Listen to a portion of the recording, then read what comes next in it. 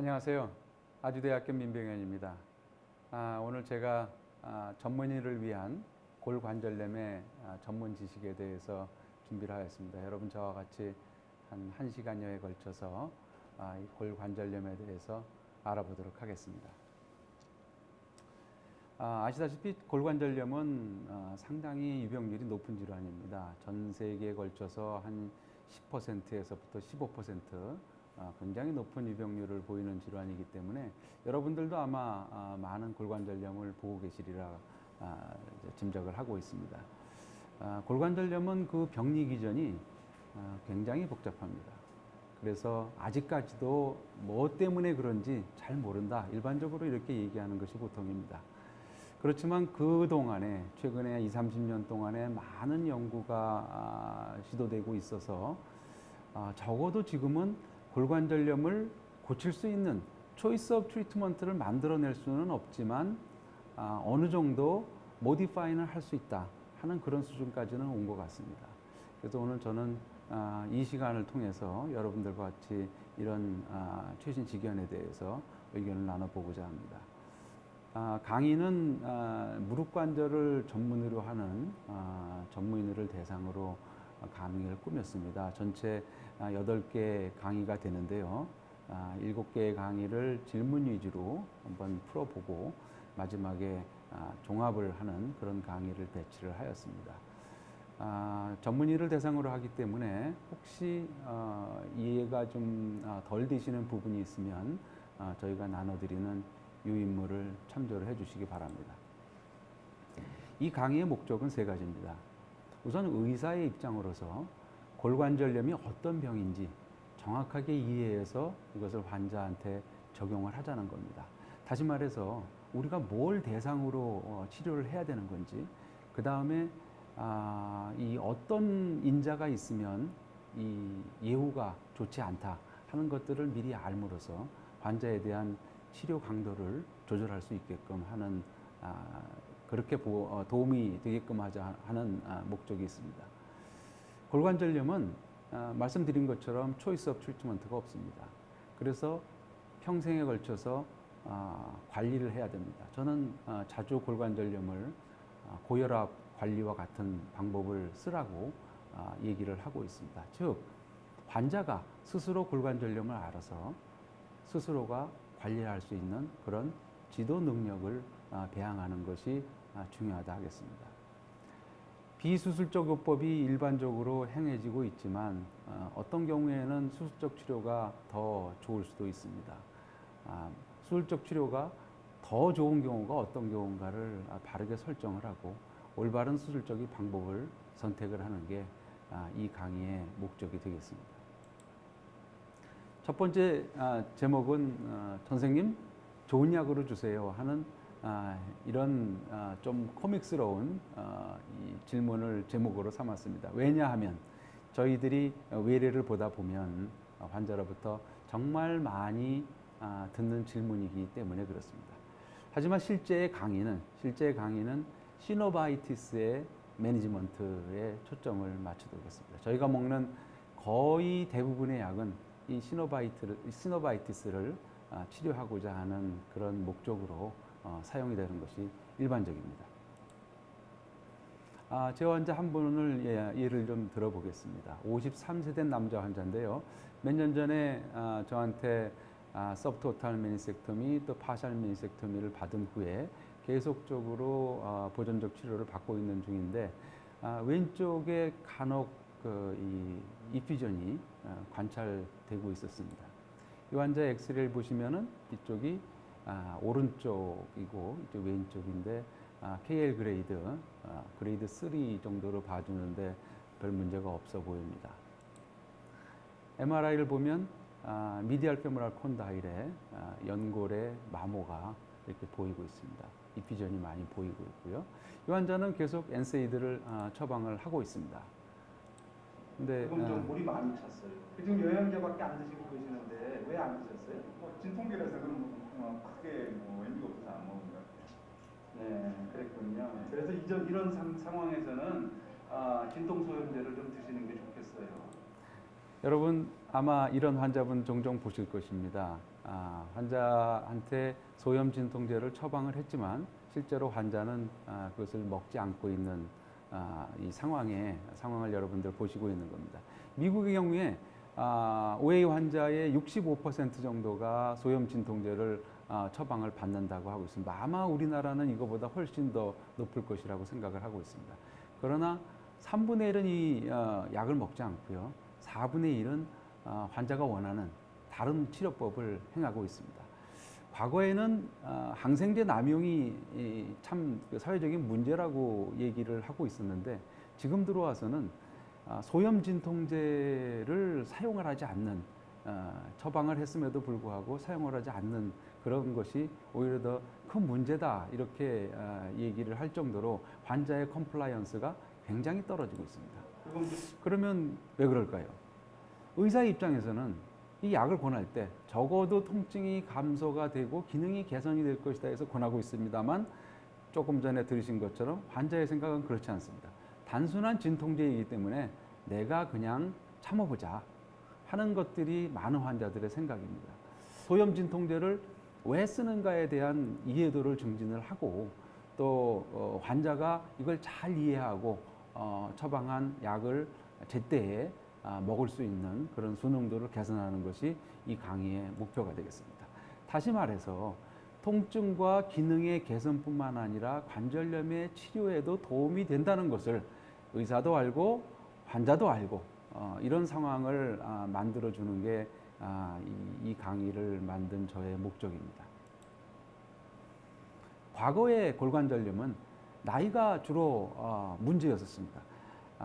많은 의사분들이 아직도 골관절염이라면 이마에 생기는 주름을 비유를 하고 있습니다. 나이 생기면 어쩔 수 없는 거다 하는 거에 비유를 하고 있습니다. 그리고 이 연골에 문제가 생겨서 연골이 그 콘드로말라시아가 생다든지 또는 트라우마를 받는다든지 이런 것 때문에 연골에 문제가 생겨서 계속 염증이 생기면 마모가 진행이 되고 그렇게 해서 결국은 구조적으로 변화가 생기는 것을 일반적인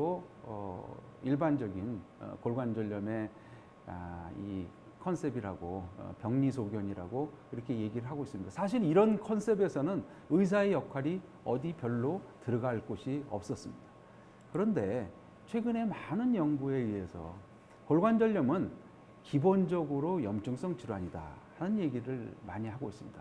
물론 여기에 역학적인 물리학적인 문제가 처음에 생기든지 혹은 이것 때문에 악화를 시키든지 하는 이런 문제가 개입될 수는 있습니다. 그렇지만 근본적으로 염증성인 질환이기 때문에 이거는 세포 레벨에서 저희가 이해를 해야 되고 따라서 세포가 분비하는 바이오몰리큘라 디스오더다 하는 이런 현상을 우리가 알아야 되겠습니다. 그래서 다시 말씀드리면 연골세포로부터 분비하는 합성을 하는 세포의 기질, 또 연골세포 또는 기타 다른 세포로부터 이 세포의 기질을 분해하는 이 두 가지의 언밸런스에 의해서 골관절염이 진행이 된다. 이렇게 우리가 간략하게 얘기할 수 있습니다.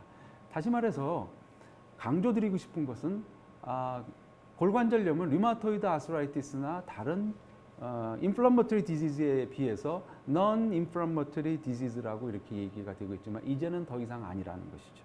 그래서 저희가 디제너티브 아스라이티스 이거는 더 이상 쓰지 말자. 오스테오 아스라이티스다. 뼈와 관절에 생기는 염증이 생기는 그런 질환이다. 이렇게 정의를 내리고 있고 여러분들께서도 그렇게 그런 단어를 사용해 주시기를 바라는 바입니다. 다시 말해서 이 골관절염의 새로운 컨셉은 인플라메이션의 어택이다. 그것이 연골과 뼈와 그걸 싸고 있는 활막에 전체적으로 염증을 일으켜서 이와 같은 조직의 티슈에 문제를 일으키는, 다시 말해서 이 티슈가 만드는 전체 관절이라는 기관에 일어나는 디지즈다. 이렇게 이해해 주시면 되겠습니다. 오늘 이 시간에는 이 중에서 시노비움의 활막에서 일어나는 변화를 여러분들과 같이 살펴보고자 합니다. 자, 염증과 골관절염에는 어떠한 이 관계가 있을까요? Evidence of systemic inflammation입니다. 무슨 얘기냐면 골관절염은 메타볼릭 디지즈와 같은, 그러니까 DM이나 혹은 다른 메타볼릭 신드롬, 심지어는 어떤 종류의 튜머처럼 시스테믹 인플라메이션의 증거가 많다는 겁니다.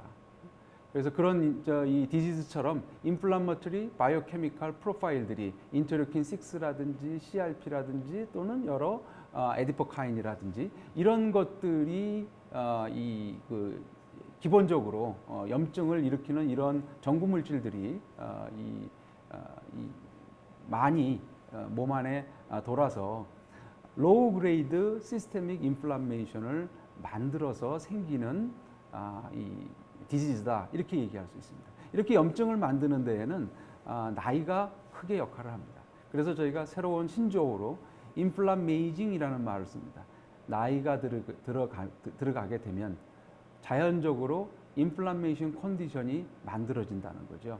그래서 이런 인플라메이터리 컨디션이 만들어지면 여기에 관절염이 잘 생긴다. 이런 인플라메이터리 컨디션에 많이 중요하게 작용하는 게 에디포카인 같은 이 지방에서 분비하는 그런 프로인플라메이터리 팩터들이 작용을 할 수가 있습니다.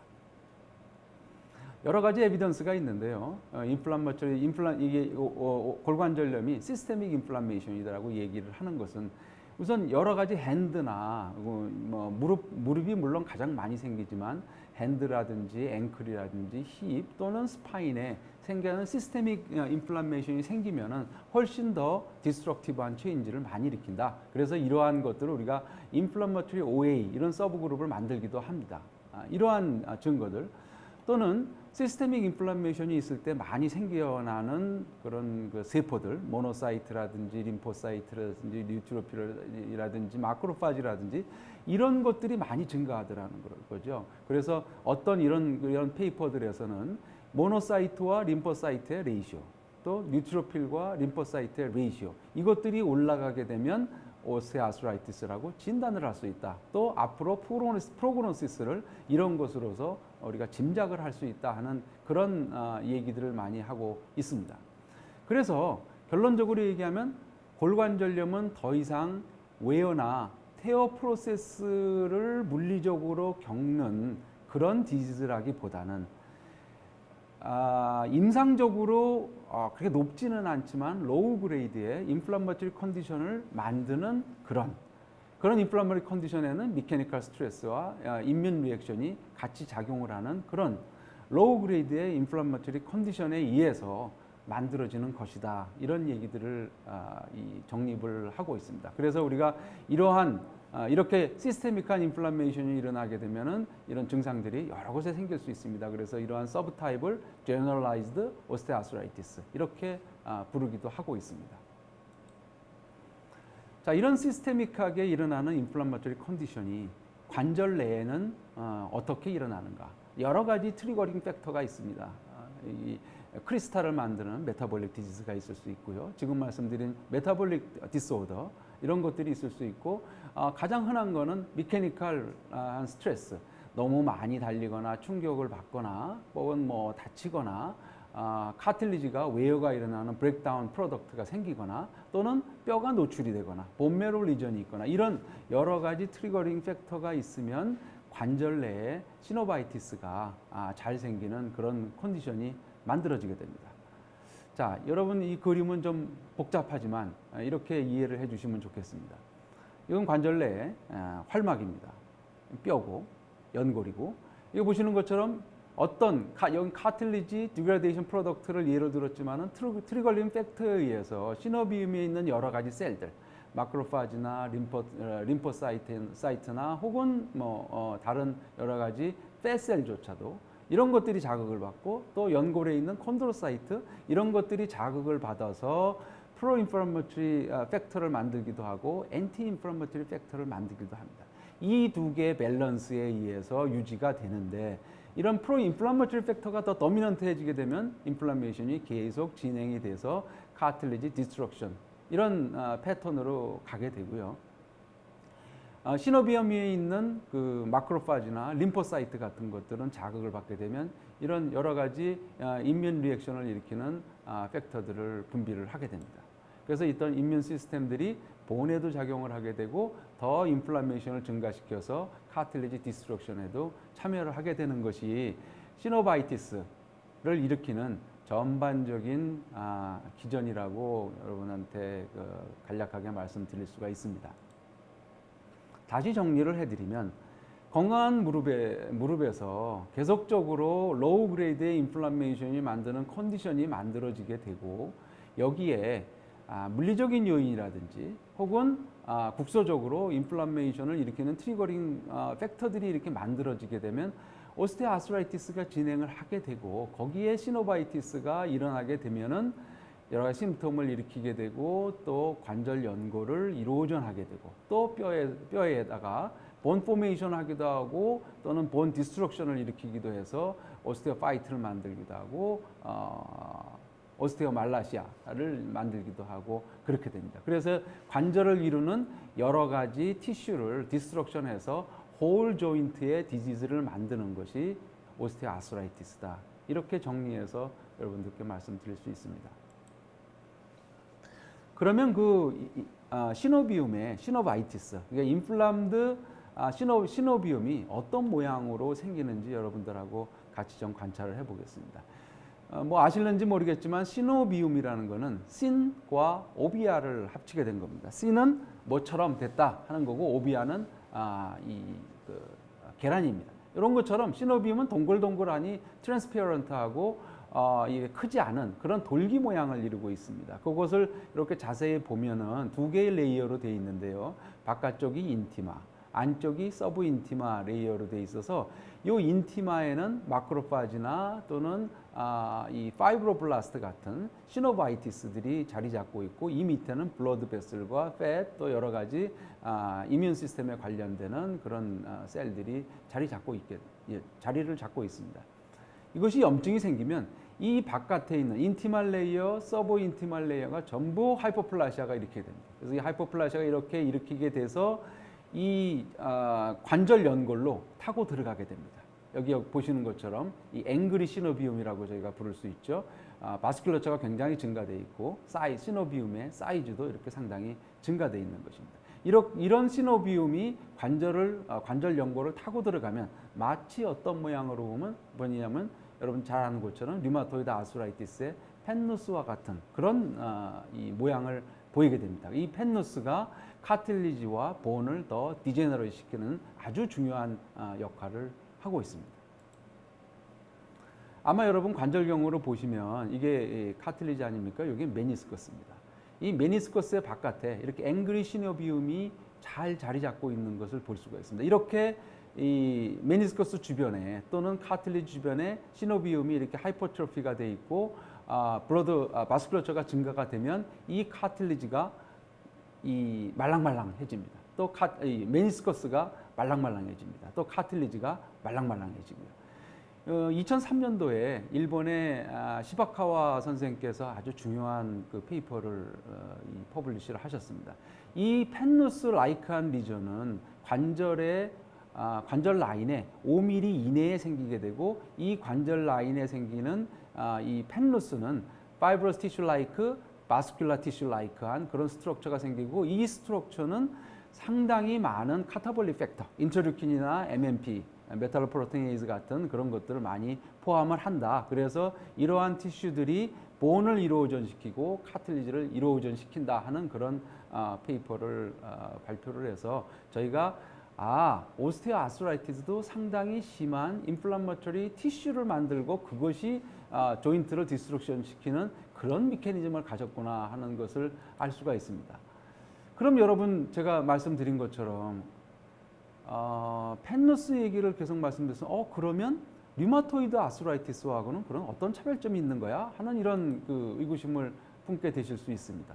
여기 보시는 것처럼 제 환자를 이렇게 관절경을 들여다보면 이렇게 시노비움이 이렇게 패치라이크하게 이렇게 분포가 되어 있습니다. 이런 데는 좀 괜찮은 편이고요. 조금 더 지나면은 이렇게 또 인플라메이션 티슈가 이렇게 있는 것을 볼 수 있고 라테랄 거터로 들어가면 역시 앵그리 시노비움이 패치를 일으키면서 이렇게 있는 것을 볼 수가 있습니다. 그래서 중요한 차이점은 류마토이드 아스라이티스랑 달리 패치 디스트리뷰션을 갖고 있다. 그 다음에 관절 연골이랑 좀 인근한 그런 사이트에 가서 잘 자리 잡고 있다. 하는 것이 류마토이드 아스라이티스와 다른 점이 되겠습니다. MRI를 보면 가장 많이 생기는 것이 PCL의 뒤쪽에 또는 수프라파텔라 리전이라고 얘기하고 있습니다. 또 다른 페이퍼는 수프라파텔라 포치, 미디알 라테랄 거터 이런 쪽이 많이 생기는데 가장 많이 생기는 것은 수프라파텔라 포치라고 얘기하고 있습니다. 이게 보시는 것처럼 아까도 말씀드린 것처럼 조인트 라인에 가까운 이런 곳에 이 펜누스 라이크한 티슈들이 만들어지는 걸 보고 있습니다. 재미있는 거는 메니스커스로 이렇게 덮여졌음에도 불구하고 카틸리지의 마진에서 조인트의 마진에서 카틸리지가 이렇게 이로전되어 있는 것을 많이 볼 수가 있습니다.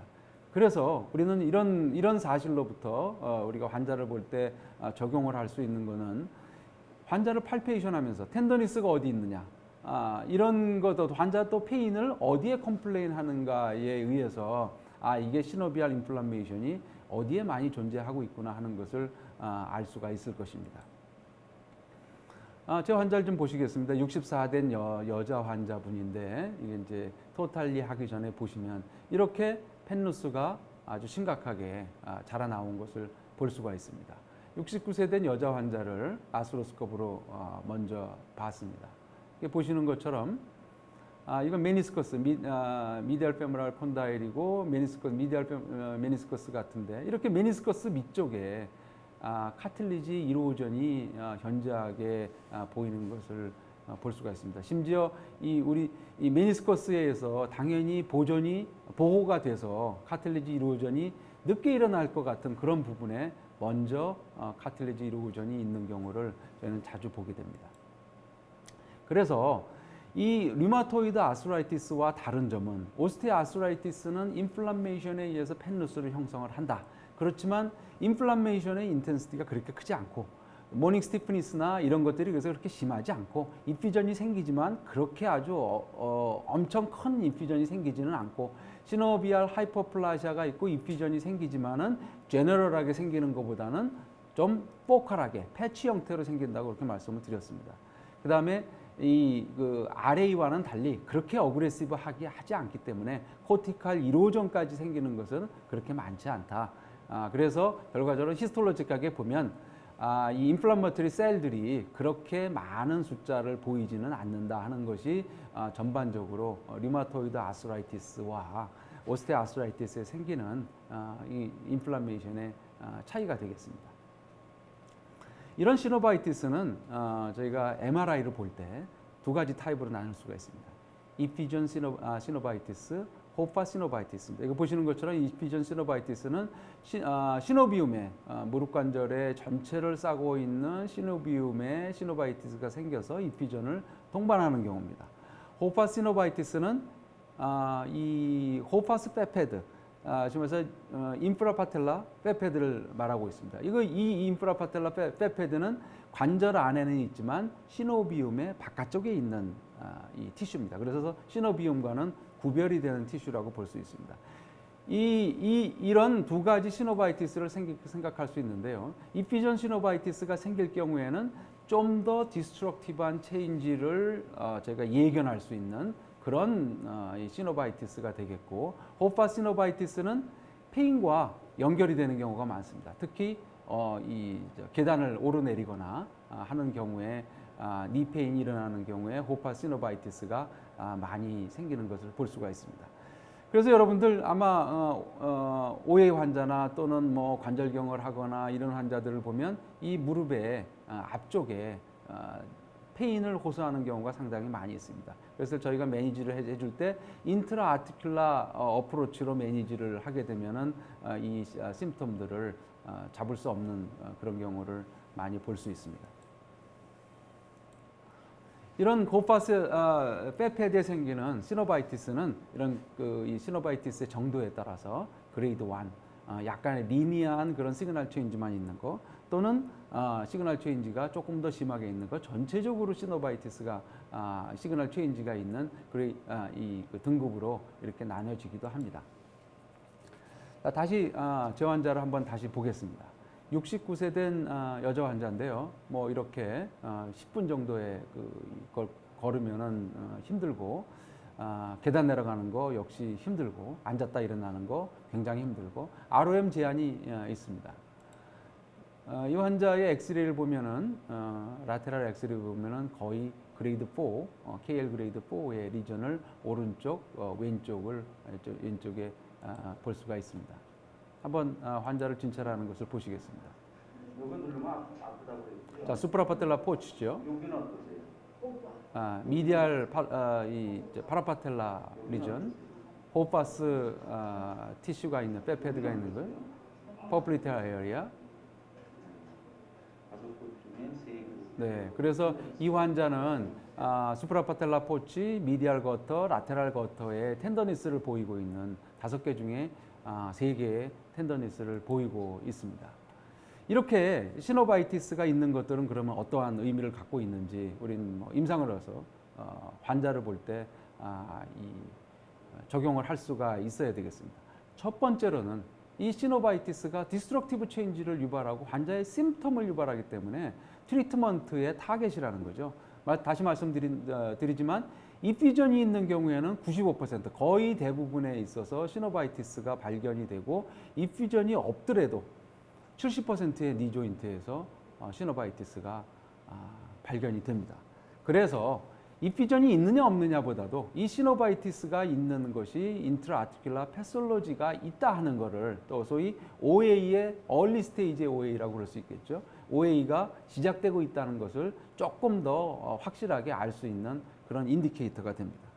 그리고 이런 시노바이티스가 있을 때 이 페인이, 특히 이제 계단 오르내릴 때 굉장히 증가하게 되고, 나이트 페인이 일어나게 되고, 모닝 스티프니스를 만드는 게 바로 이 시노바이티스가 그 원흉이라고 할 수가 있습니다.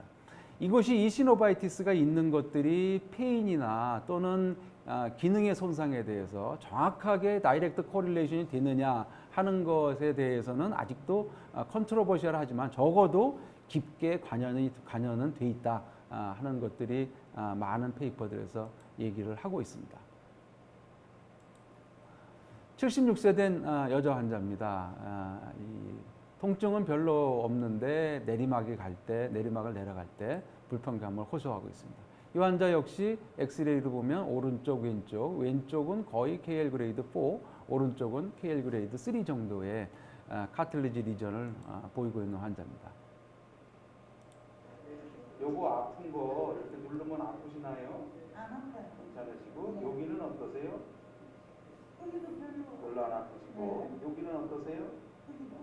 여기는 어떠세요? 안 아파요. 뒤에는 그게 안 아프시고, 지금 무릎 아픈 거는 전혀 없으시다고 네, 그랬죠? 안 아파요.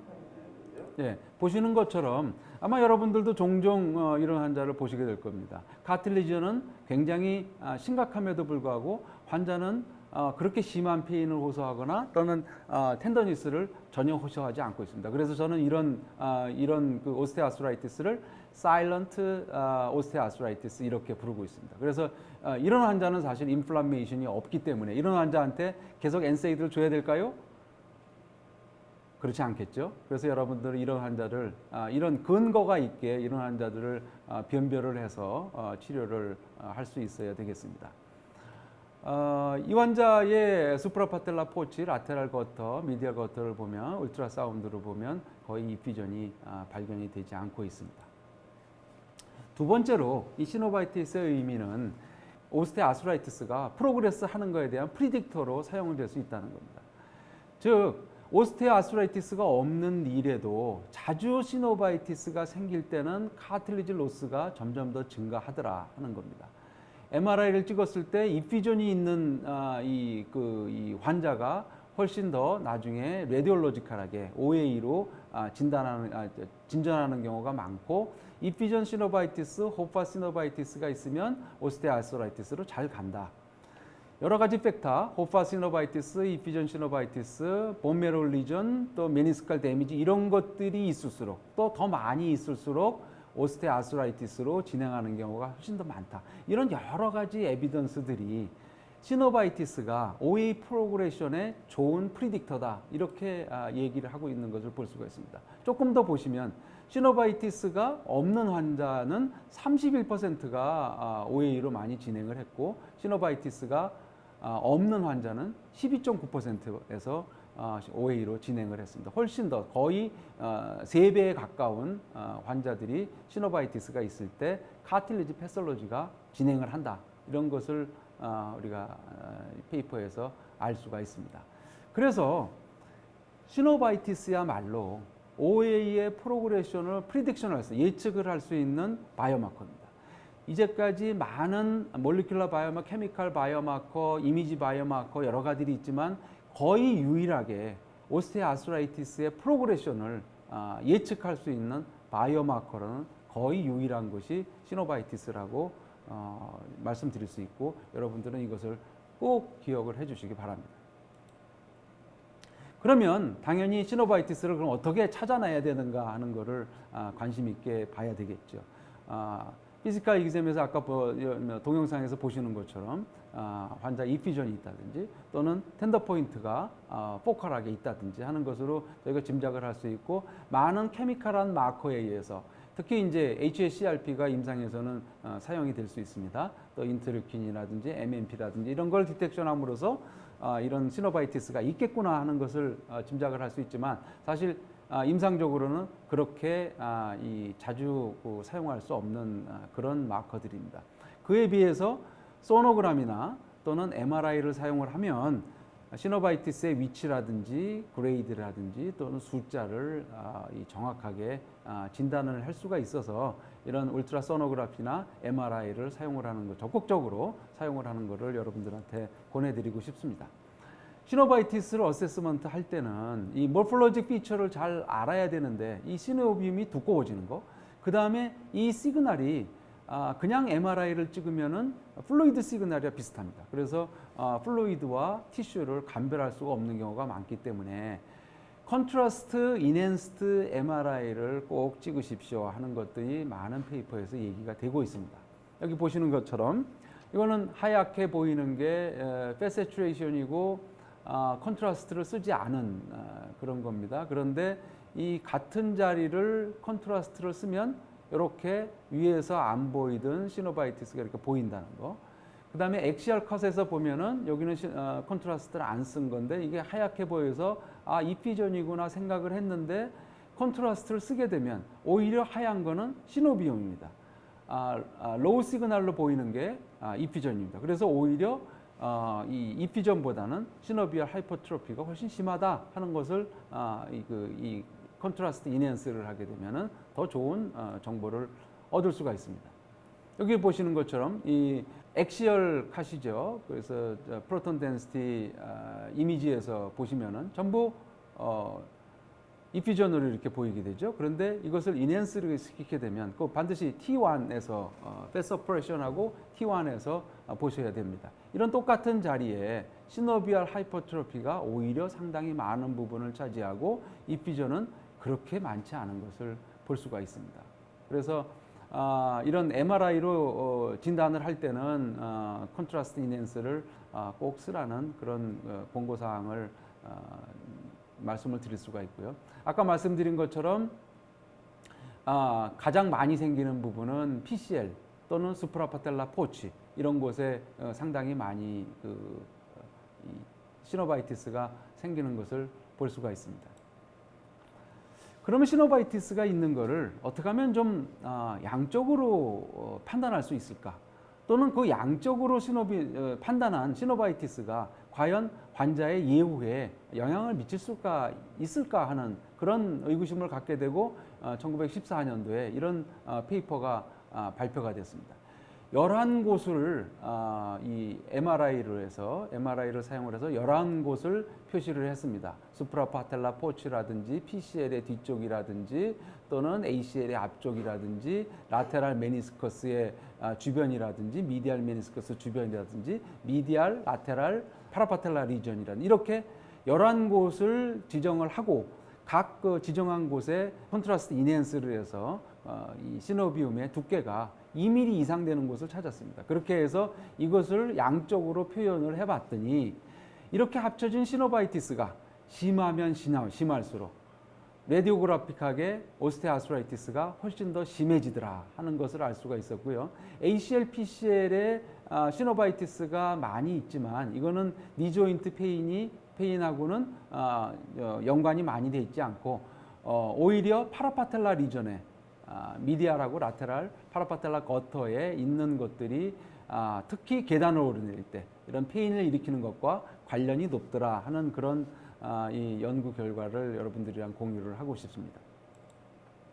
그래서 우리도 시노바이티스가 있는 환자들한테 앞으로 예후를 예측하거나 또는 환자의 페인의 캐릭터를 조금 더 잘 알고 싶을 때 이런 조금 더 구체적으로 시노바이티스를 평가하는 그런 진단 방법을 사용하는 것은 좋은 일이라고 할 수가 있겠습니다. 59세 된 여자 환자입니다. 디스코이드 라테랄 메니스커스가 있어서 메니스코 플라스티를 했는데 이게 지금 앉았다 일어나는데 소위 이제 다리가 안 펴지는 럭킹 심텀을 호소를 하고 저한테 와서 MRI를 사용을 했습니다. 여기 보면은 거의 이 카틸리지의 변화는 엑스레이 봤을 때 변화는 발견할 수가 없었습니다. MRI를 찍어보면 라테랄 티비알 콘다일에 이렇게 스몰 카틸리지 리전을 볼 수가 있었고요. 상당히 많은 이 이피전의 소견을 볼 수가 있습니다. 여기 보시는 것처럼 이 리피티션 에코 타임을 볼 때 T2 웨이티드 이미지라는 것을 알 수가 있겠죠. 이피전이 많이 있는데 이것을 인핸스 시키게 되면 같은 지역입니다. 여기는 T2 웨이티드, 요거는 컨트라스트 인핸스한 지역입니다. 이렇게 이피전이 많이 있지만 실제로는 많은 시노바이티스가 이렇게 자리 잡고 있고 오히려 이피전은 그렇게 특히 이제 이쪽 이 페모럴 콘다일의 뒤쪽에 상당히 시노비움이 두터워진 시노비움을 볼 수가 있어서 이런 두터워진 시노비움이 환자의 이 럭킹 피노미나나 비슷한 그런 현상을 일으킨다 하는 것을 예측할 수가 있었습니다. 라테랄 쪽에도 마찬가지로 그냥 티슈가 있는 줄 알았더니 이것들이 시노비움이 상당히 두껍게 하이퍼트로피가 되어 있는 것을 볼 수가 있었고요. 이게 역시 라테랄 거터에 보면은 이피전이 있는 것이 아니고 시노비움 하이퍼트로피가 곳곳에 많이 있다 하는 것을 볼 수가 있고 엑시알 컷에서 아주 더 특별하게 이렇게 저명하게 볼 수가 있습니다. 이렇게 이피전이 이렇게 있는데 실제로는 시노비움 하이퍼트로피가 많은 부분을 차지하고 있다 하는 것을 볼 수가 있었습니다. 60세 된 여자 환자입니다. 메니스커스 루트 테어가 있었고 익스트루전이 있고 또는 서브콘드럴 시스트가 있어서 계속 치료받고 있는 환자인데 무릎의 통증이 훨씬 더 심해졌습니다. 보시는 것처럼 KL 그레이드 거의 3 정도를 얘기할 수 있는 그런 엑스레이 파인딩을 보이고 있습니다. 이 환자 컨트라스트 인핸스를 했더니 이게 이피전처럼 보이지만은 실제로 거의 대부분이 이 시노바이티스로 이렇게 채워져 있는 것을 볼 수가 있습니다. 이 그림에서도 마찬가지죠. 코로날 이미지에서도 마찬가지고 엑시알 이미지에서도 상당히 어그레시브한 시노바이티스를 우리가 짐작할 수가 있겠습니다. 이 환자의 피지컬을 한번 보시겠습니다. 이 비전이 있어 보이죠? 아프세요? 괜찮으시고, 괜찮으시고, 여기는 아프세요? 여기는 안 아프시고, 여기는 괜찮으시고. 이렇게 이 시노바이티스가 심한 분들은 환자의 심통과 또 별도로 상당히 나쁜 프로그노스틱 팩터를 갖고 있다고 할 수가 있습니다. 그래서 조금 더 어그레시브한 인트라아티큘라 인젝션이라든지 또는 NSAID의 사용에 대해서 어그레시브한 치료가 요망되는 그런 환자라고 할 수가 있겠습니다.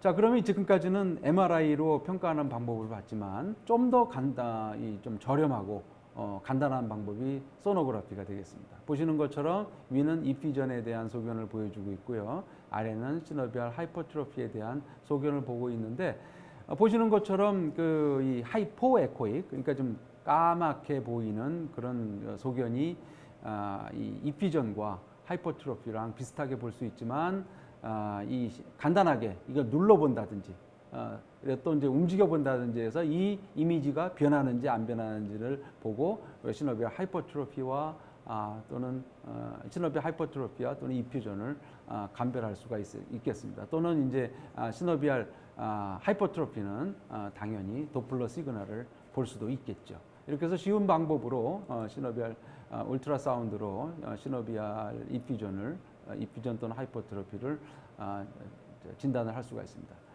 60세 된 여자 환자가 ROM 제한이 있고 역시 양쪽 무릎이 아파서 이렇게 왔습니다. 니 조인트가 KL 그레이드 3 또는 거의 4에 가까운 그런 엑스레이 파인딩을 보이고 있습니다.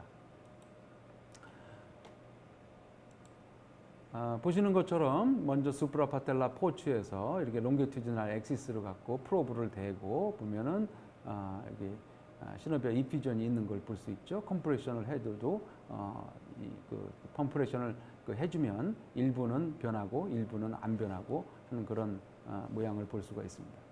자, 라테랄 거터로 옮겨서 여기 시노비얼 이피전이 있는 것을 볼 수가 있고요. 미디알 거터도 시노비얼 이피전이 있으면서 하이퍼트로피가 되는 그런 시노비얼 하이퍼트로피가 된 소견도 볼 수가 있습니다.